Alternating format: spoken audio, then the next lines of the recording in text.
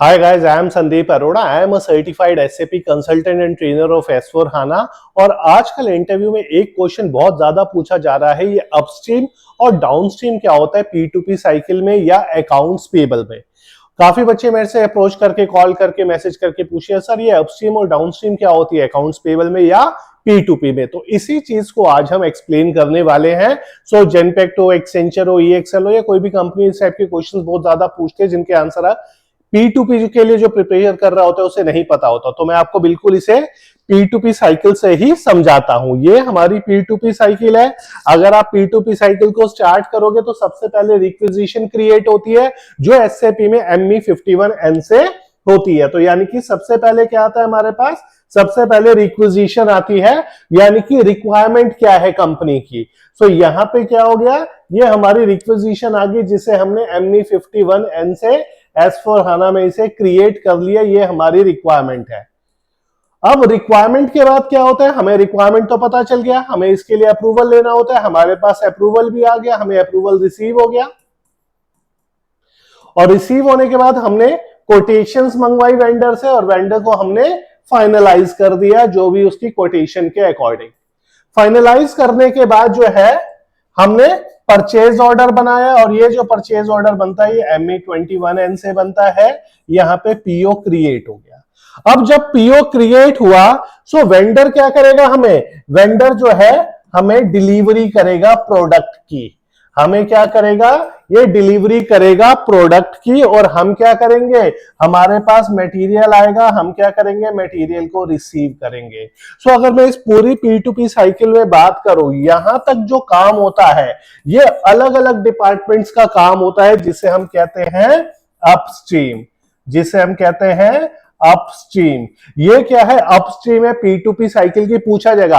अब इस अपस्ट्रीम में परचेज डिपार्टमेंट भी है, इस अपस्ट्रीम के अंदर जो है कोई और जो ऑपरेशन डिपार्टमेंट होगा वो भी है, इस अपस्ट्रीम के अंदर इन्वेंट्री वाला बंदा भी है। सो ये क्या है, ये अपस्ट्रीम है। अब हमें मटेरियल रिसीव हो गया, सो नेक्स्ट स्टेप क्या होगा, हमारे पास इनवॉइस आएगी। यहां पे अकाउंट्स पेबल का काम शुरू होता है। ठीक है, तो इनका काम क्या होता है, इनवॉइस वेरिफिकेशन का काम होता है, इनका काम होता है इनवॉइस प्रोसेसिंग का इनका काम होता है।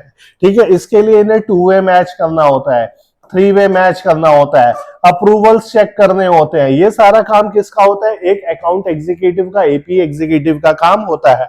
और उसके बाद पेबल के अकॉर्डिंग हम उनकी पेमेंट कर देते हैं। सो ये जो आप दो पार्ट देख रहे हो इसे हम कहते हैं डाउनस्ट्रीम, इसे हम कहते हैं डाउनस्ट्रीम। यानी कि ये पार्ट हो गया हमारा अपस्ट्रीम और ये पार्ट हो गया हमारा डाउनस्ट्रीम। हमेशा P2P के अंदर अगर मैं SAP के पॉइंट ऑफ व्यू से बात करूं सो दो चीजें होती हैं। अगर मैं अपस्ट्रीम की बात करूं सो यहां पे मटेरियल मैनेजमेंट मॉड्यूल होता है जिससे मैं सारी परचेजिंग से रिलेटेड एक्टिविटी, वेंडर कैसे क्रिएट करना है, इन्वेंट्री क्या होगी, ये सब जो होती है ये हमारी MM मॉड्यूल में आती है। और जब आप लोग जो है इनवॉइस रिसीव करते हो वहां से काम शुरू हो जाता है FI वालों का, फाइनेंशियल अकाउंटिंग एंड कंट्रोलिंग वालों का, जो अकाउंट्स वाले होते हैं। और ये क्या होती है, ये डाउनस्ट्रीम होती है। तो P2P जो साइकिल बनती है वो दो मॉड्यूल से मिलती है, MM मॉड्यूल और FI। और इसी को हमें क्या करना होता है, इंटीग्रेट करना होता है, जो SAP कंसल्टेंट का काम होता है। सिर्फ एक इंट्रोडक्शन के लिए या एक सिर्फ आपको एक नॉलेज पर्पस के लिए चीज बता।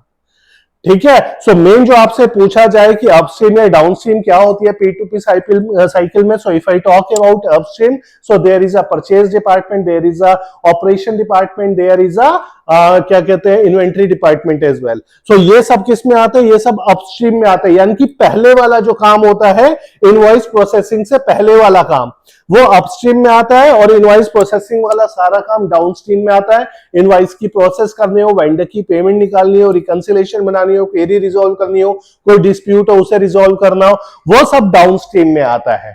ठीक है, सो ये होता है अपस्ट्रीम और डाउनस्ट्रीम। सो यहां तक हमारा पार्ट कौन सा हुआ, ये वाला पार्ट हुआ हमारा अपस्ट्रीम का और ये वाला पार्ट हुआ डाउनस्ट्रीम का।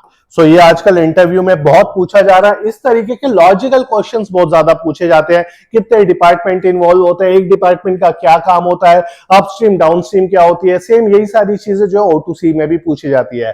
सो जिस तरीके से आज हमने बात करी P2P साइकिल में अपस्ट्रीम डाउनस्ट्रीम क्या होता है, सेम इसी तरीके से हम करेंगे O2C साइकिल के अंदर अपस्ट्रीम और डाउनस्ट्रीम क्या होता है।